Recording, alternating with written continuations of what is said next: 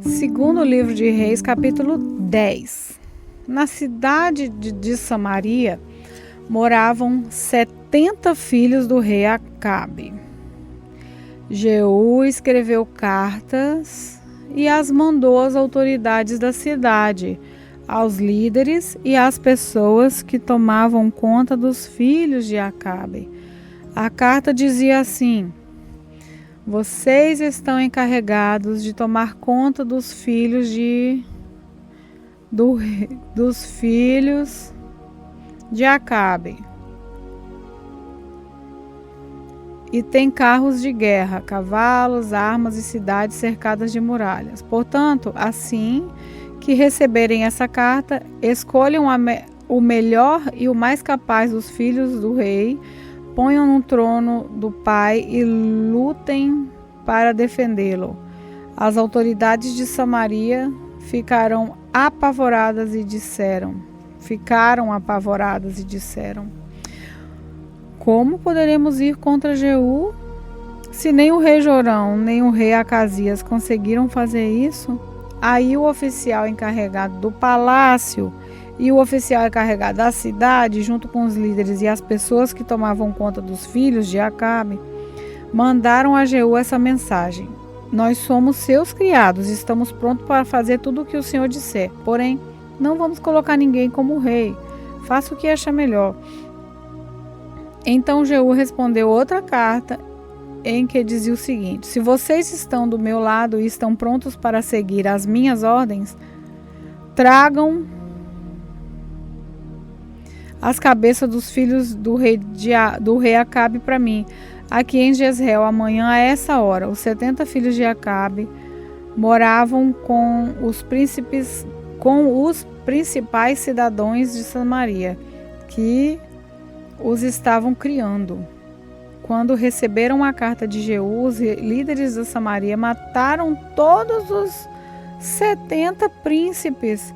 Depois puseram as cabeças deles no cesto e mandaram para Jeú, em Jezreel. Foram contar a Jeú que as cabeças dos filhos de Acabe haviam sido trazidas. Então Jeú ordenou: façam com elas 2 montões no portão da cidade e deixem que fiquem lá até amanhã cedo. Ele saiu de manhã, foi até o portão e disse ao povo que estava ali: fui eu que fiz uma revolta contra o rei Jorão e o matei. Vocês não são culpados disso, mas quem foi que matou todos esses? Isso prova que vai acontecer tudo aquilo que o Senhor Deus disse a respeito dos descendentes de Acabe. O Senhor fez aquilo que prometeu por meio do seu servo Elias. Então Jeú mandou matar todos os outros parentes de Acabe que moravam em Jezreel e também todas as autoridades do seu governo, amigo, íntimo e sacerdote. Não escapou nenhum deles. Jeú saiu de Jezreel para ir até Samaria. No caminho, no lugar chamado Campo dos Pastores, ele encontrou alguns parentes do falecido rei Acasias de Judá e lhes perguntou: quem são vocês? Eles responderam: somos parentes de Acasias. Estamos indo para Jezreel a fim de cumprimentar os filhos da rainha Jezabel e o resto da família do rei. Então Jeú ordenou aos seus homens: peguem essa gente, quero todos vivos. Eles os prenderam e os mataram perto de um poço que estava ali. Então 42 ao todo. Nenhum desses foi deixado vivo.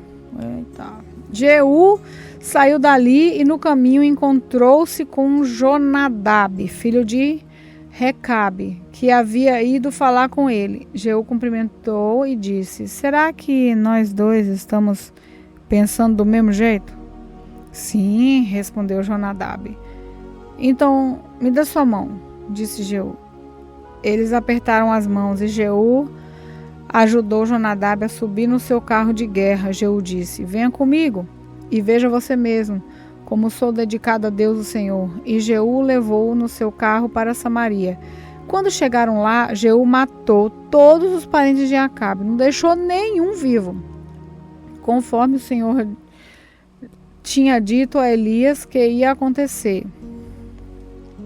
Jeú reuniu o povo de Samaria e disse: o rei Acabe serviu pouco o Deus Baal, mas eu o servirei muito.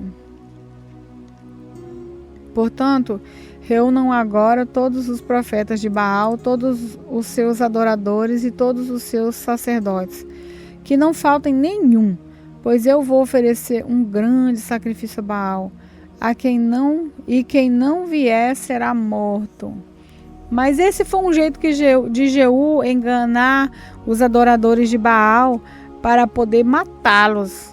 Então Jeú deu a seguinte ordem: anuncie um dia de adoração em honra a Deus Baal. O aviso foi feito, e Jeú mandou os mensageiros por toda a terra de Israel. Então vieram todos os adoradores de Baal, não faltou nenhum. Eles entraram no templo de Baal, que ficou completamente cheio. Então Jeú mandou que os sacerdotes encarregados dos mantos sagrados trouxessem os mantos e o entregassem aos adoradores. Depois disso, Jeú entrou no templo com Jonadab, filho de Recabe, e disse às pessoas que estavam ali: vejam bem que somente adoradores de Baal estejam aqui, e que nenhum adorador de Deus, o Senhor, tenha entrado.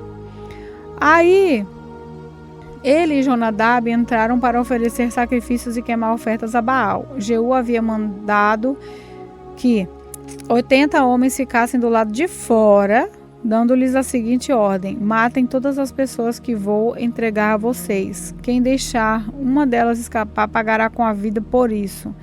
Assim que Jeú apresentou as ofertas, disse aos guardas e aos oficiais: entrem e matem todos, não deixem que nenhum escape.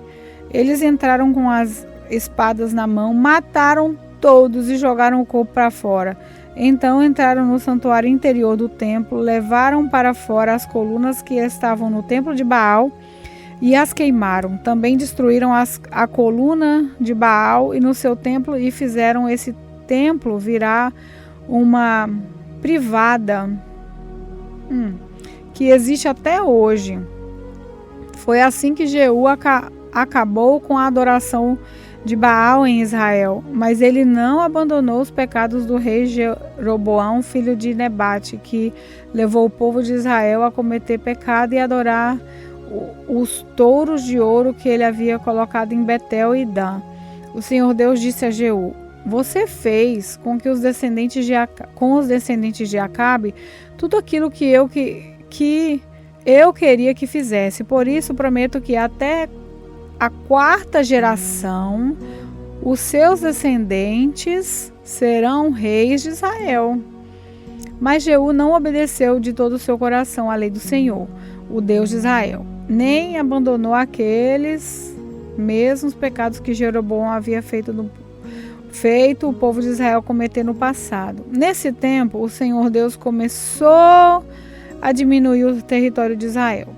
O rei Hazael da Síria conquistou todas as terras israelitas que ficavam a leste do rio Jordão, até a cidade de Aroé, no rio Arnon do sul.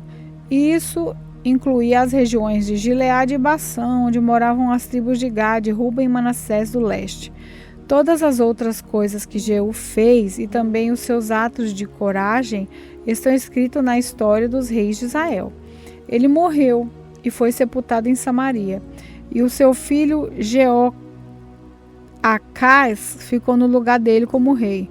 Jeú governou 28 anos em Samaria como rei de Israel. 2 Reis, capítulo 11. Assim que Atalia, a mãe do rei Acasias, soube da morte do seu filho, deu ordem para que todas as pessoas da família real fossem mortas. Porém, Joás, filho de Acasias, escapou. Ele ia ser morto junto com os outros, mas foi salvo pela sua tia, Jeoseba, que era filha do rei Jeorão e meia-irmã de Acasias. Ela levou Joás e a sua babá para um quarto do templo e o escondeu de Atalia. Assim, ele não foi morto. Durante 6 anos, Jeosseba cuidou do menino e o conservou escondido no templo, enquanto Atalia era a rainha. Mas no 7º ano, o sacerdote Joiada mandou chamar os oficiais encarregados dos guarda-costas e dos guardas do palácio e disse que viessem ao templo. Ali, ele fez com que jurassem concordar com o que ele havia planejado fazer. Então lhes mostrou Joás, o filho do rei Acasias, e deu a eles a seguinte ordem: quando vocês ficarem de serviço no sábado, na terça parte, a terça parte deve guardar o palácio e a outra terça parte deve ficar de guarda no portão sul, e a outra terça parte deve ficar no portão atrás dos outros guardas. Os 2 grupos que ficarem que deixarem o serviço no sábado ficarão de guarda no templo para proteger o rei. Vocês devem guardar o rei Joás com as espadas na mão e ir com ele a qualquer lugar onde ele for. Qualquer pessoa que chegar perto de vocês deve ser morta. Os oficiais obedeceram às ordens de Joiada e levaram a ele os seus soldados, isso é, os que saíram do serviço no sábado e os que entraram de serviço no sábado. Joiada entregou aos oficiais as lanças e os escudos que tinham sido do rei Davi e que haviam ficado guardados no templo. Ele pôs os soldados armados com espada por toda a frente do templo para protegerem o rei. Então Joiada levou Joás para fora, colocou a coroa na cabeça dele e lhe deu a cópia da lei. Aí Joás foi ungido e apresentado como rei. E o povo bateu palmas e gritou: viva o rei! A rainha Atalia ouviu o barulho que os guardas e o povo faziam e foi até o templo, onde todos estavam reunidos. Ela viu o novo rei perto da coluna, na entrada do templo, conforme era o costume. Ele estava rodeado pelos oficiais e pelos corneteiros, e todo o povo estava gritando de alegria e tocando trombetas. Em sinal de desespero, Atalia rasgou as suas roupas e gritou: traição, traição! O sacerdote Joiada não queria que Atalia fosse morta na área do templo e por isso deu aos oficiais do exército a seguinte ordem: levem a rainha para fora, passando pelo meio das filas dos guardas, e matem qualquer pessoa que tentar salvá-la. Então eles a prenderam e levaram para o palácio, e ali no portão dos cavalos ela foi morta. O sacerdote Joiada fez uma aliança entre o Senhor Deus e o rei e o povo, a fim de que eles fossem o povo de Deus. Fez também um acordo entre o rei e o povo. Então o povo foi até o templo do deus Baal e o derrubou. Eles despedaçaram os altares e os ídolos, e ali, em frente dos altares, mataram Matã, o sacerdote de Baal. Joiada pôs guardas no templo, e então ele, os oficiais, a guarda pessoal do rei e os guardas do palácio levaram o rei do templo para o palácio, e o povo todo foi atrás. Joás entrou pelo portão da guarda e sentou-se no trono. Todo o povo estava feliz, e a cidade de Jerusalém ficou calma depois que Atalia foi morta no palácio. Joás tinha 7 anos de idade quando se tornou rei. Segundo livro de Reis, capítulo 12.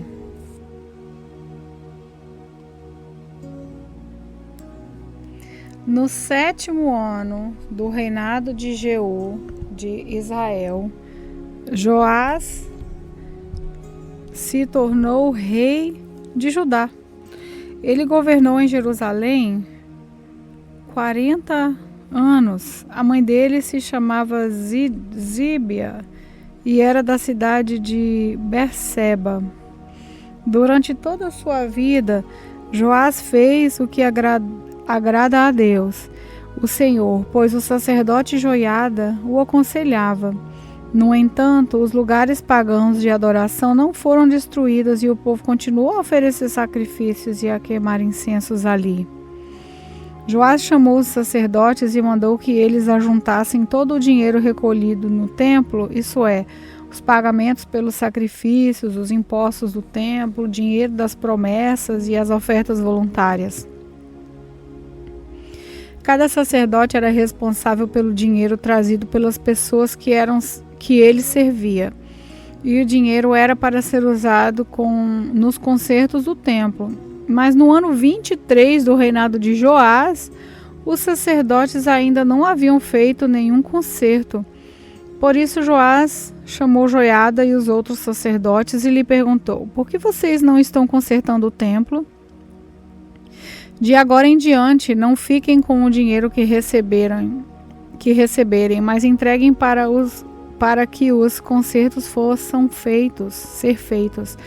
Os sacerdotes concordaram com isso e também concordaram em não ficarem encarregados de fazer os concertos no templo. Então Joiada pegou uma caixa, fez uma abertura na tampa e pôs a caixa no templo. Os sacerdotes que tomavam conta da entrada punham na caixa todo o dinheiro dado pelos adoradores.